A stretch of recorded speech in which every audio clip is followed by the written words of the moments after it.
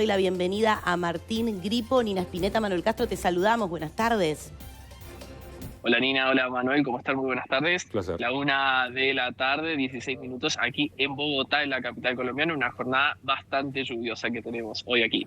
Sí, se nota, Martín, por cómo está el día allí detrás de la pantalla. Es un gusto saludarte y poder saber, estábamos hablando justamente de, esta nueva compra de aviones por parte del gobierno colombiano. ¿Cómo repercutió? Vamos a arrancar por cómo repercutió en el país, sobre todo por cuestiones económicas, y después vamos a hablar un poquito más también de la situación de violencia que se está viviendo allí. Contame un poco la repercusión de esta compra, Martín.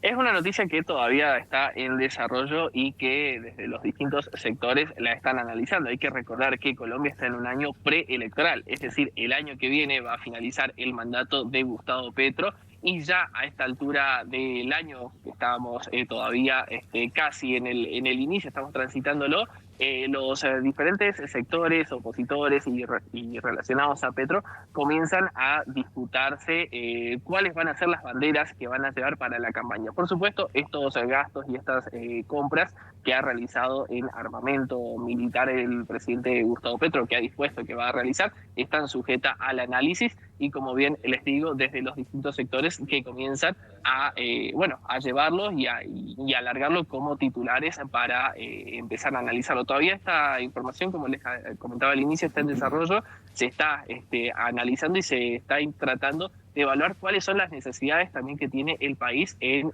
materia militar. Martín, cambiando de tema y hablando específicamente de la situación de la violencia y el narcotráfico, ¿cómo vive la gente allí? Me interesa saber, ¿no? El pueblo colombiano ¿vive con miedo frente a esta situación? Hace poquito sé que detuvieron a uno de los mayores narcotraficantes allí, el Tuerto, uno de los más grandes miedos que tenía Estados Unidos con este hombre que traficaba drogas. ¿Cómo vive el pueblo colombiano esta situación?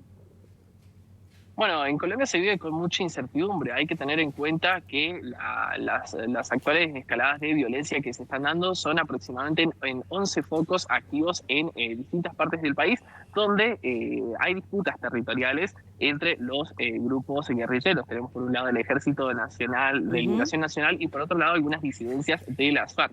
Teniendo en cuenta que, por ejemplo, en la región del Catatumbo, muy cercana a Venezuela, es una de las más críticas en estos momentos, donde desde enero que se recrudeció la violencia han muerto aproximadamente 70 personas y hay casi 55.000 desplazados. Wow. Esto tiene que ver, como yo les decía, por la disputa territorial y allí entran a jugar las fuerzas estatales que buscan disuadir estos grupos y, por supuesto, llevar un poco de orden a esas situaciones, lo que también suma y se suma a esta gran bola de problemas y comienza a repercutir en las sociedades. Por ejemplo, esta semana Médicos Sin Fronteras llamó a la atención a las autoridades colombianas y pidió que comience a trabajar en poder llevar asistencia sanitaria básica y asistencia humanitaria a estas zonas donde desde los grupos guerrilleros, y esto es una denuncia que hizo Human Rights Watch, aseguraron que están atentando contra infraestructuras médicas y están atentando contra las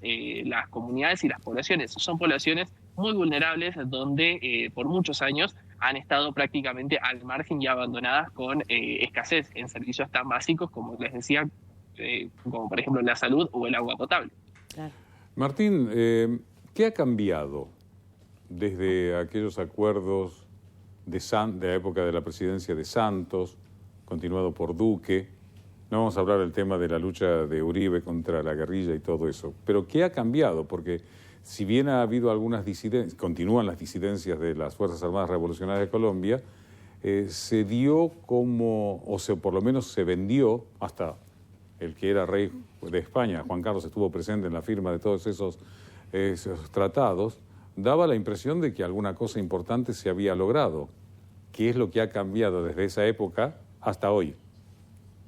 Y se han logrado avances muy importantes. A ver, hoy por hoy, por ejemplo, si recorremos las calles de Bogotá, es una ciudad relativamente tranquila, pese a la cantidad de habitantes, son cerca de 8 millones de habitantes, ustedes entenderán la magnitud. Los centros urbanos están mucho más tranquilos. Medellín, que fue una de las ciudades reconocidas, lamentablemente a nivel mundial, por la situación del narcotráfico, es una ciudad tranquila, es una ciudad donde las personas viven con tranquilidad. Ha cambiado todo esto, ha cambiado mucho en los últimos años, y desde que comenzó el gobierno de Petro comenzaron a realizarse las negociaciones de paz, teniendo por ejemplo a Caracas, la capital de Venezuela, como punto para mediar. Lamentablemente, por el recrudecimiento de la violencia que se vive desde el principio de año, estas negociaciones han sido suspendidas, ya habían sido pausadas un año antes, y por ejemplo esta semana también líderes guerrilleros dijeron que no van a buscar una paz con el gobierno de Petro y acusan al gobierno nacional de no cumplir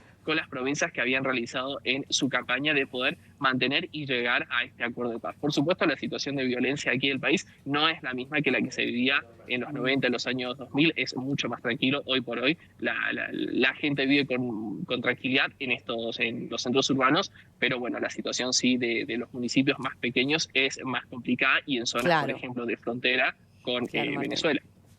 Martín Gripo, realmente un placer haberte tenido aquí en la tarde de Canal 26 dándonos un panorama general de lo que está sucediendo allí en Colombia. Muchísimas gracias. Hasta la próxima y buen fin de semana.